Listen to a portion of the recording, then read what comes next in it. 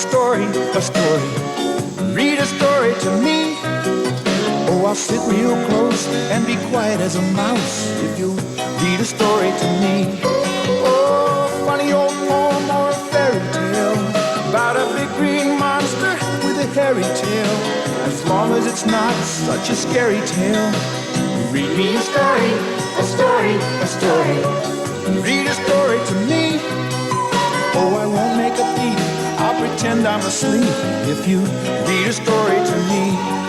Oh, show me wonders that I never knew.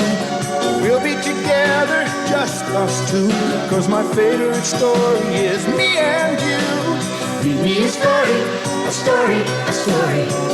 Read a story to me.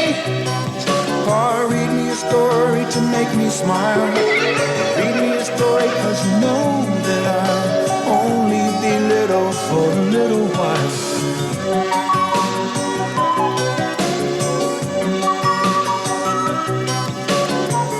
A New Coat for Anna, written by Harriet Ziefert, illustrated by Anita Lobel, published by Alfred A. Knopf Incorporated.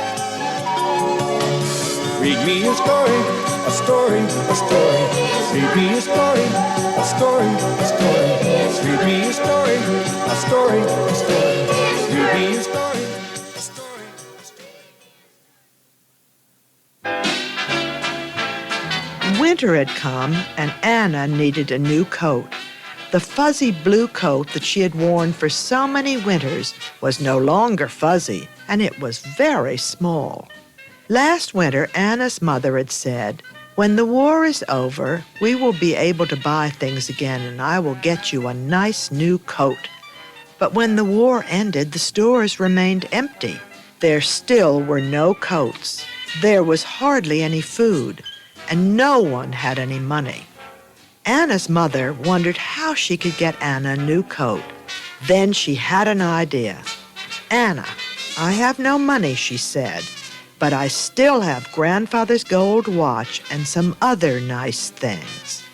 Maybe we can use them to get what we need for a new coat. First, we need wool. Tomorrow we will visit a farmer and see about getting some." The next day, Anna and her mother walked to a nearby farm. "Anna needs a new coat," Anna's mother told the farmer. "I have no money, but I will give you this fine gold watch if you will give me enough wool from your sheep to make a coat." The farmer said, "What a good idea, but you will have to wait until spring when I shear my sheep's winter wool. Then I can trade you their wool for your gold watch." Anna waited for spring to come. Almost every Sunday, she and her mother visited the sheep. She would always ask them, "Is your wool growing?" And the sheep would always answer, "Bah!" Then she would feed them some nice fresh hay and give them hugs. At Christmas time, Anna brought them paper necklaces and apples and sang carols. When spring came, the farmer sheared the sheep's wool. "Does it hurt them?" asked Anna. "No, Anna," said the farmer. "It's just like getting a haircut." When he had enough wool to make a coat, the farmer showed Anna how to card the wool. "It's like untangling knots in your hair," he told Anna. Then he gave Anna's mother a big bag of wool, and Anna's mother gave him the gold watch. Anna and her mother took the bag of wool to an old woman who had a spinning wheel. "Anna needs a new coat," Anna's mother told the woman. "I have no money, but I will give you this beautiful lamp if you will spin this wool into yarn." The woman said, "A lamp! That's just what I need. But I cannot spin quickly, for I am old and my fingers are stiff. Come back when the cherries are ripe, and I will have your yarn." When summer came, Anna and her mother returned. Anna's mother gave the old woman the lamp, and the old woman gave them the yarn and a basket of delicious red cherries. "Anna, what color coat would you like?" Anna's mother asked. "A red one," Anna answered. "Then we will pick some lingonberries," said Anna's mother. "They make a beautiful red dye." At the end of the summer, Anna's mother knew just the place in the woods to find the ripest lingonberries. Anna and her mother boiled water in a big pot and put the berries into it. The water turned a deep red. Anna's mother dipped the pale yarn into it. Soon the red yarn was hanging up to dry on a clothesline strung across the kitchen. When it dried, Anna and her mother wound the yarn into balls. They took the yarn to the weaver. Anna needs a new coat, Anna's mother said. I have no money, but I will give you this garnet necklace if you will weave this yarn into cloth. The weaver said, What a pretty necklace. I will be happy to weave your yarn. Come back in 2 weeks. When Anna and her mother returned, the weaver gave them a bolt of beautiful red cloth. Anna's mother gave the weaver the sparkling garnet necklace. The next day, Anna and her mother set off to see the tailor. Winter is coming and Anna needs a new coat, Anna's mother told the tailor. I have no money, but I will give you this porcelain teapot if you will make a coat from this cloth.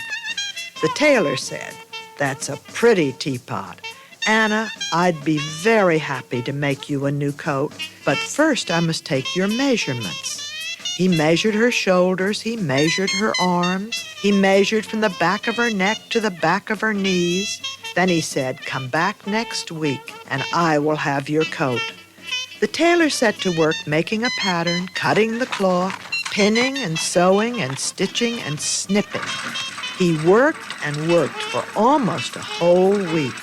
When he was finished, he found 6 pretty matching buttons in his button box and sewed them on the coat.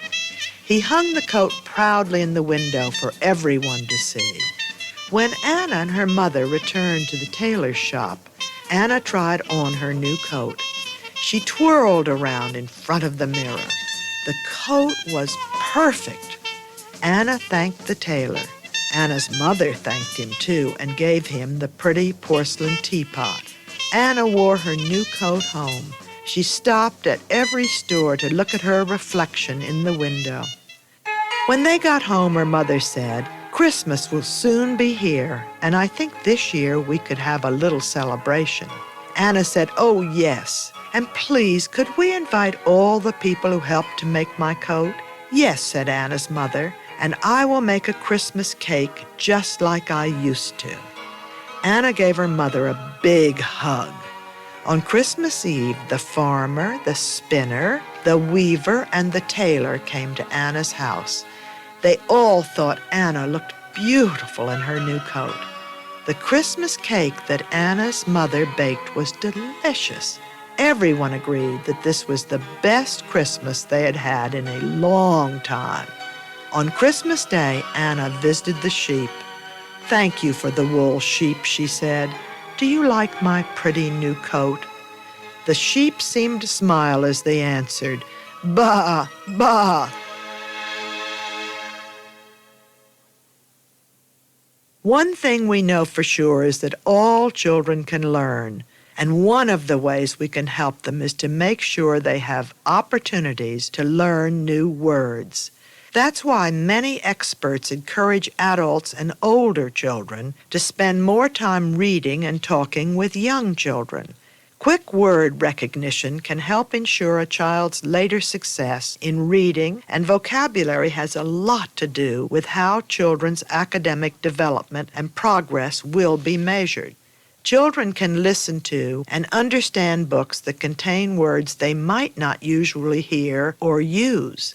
Learning the meaning of words from hearing them in stories may be the best way to increase children's reading, writing, and speaking vocabulary.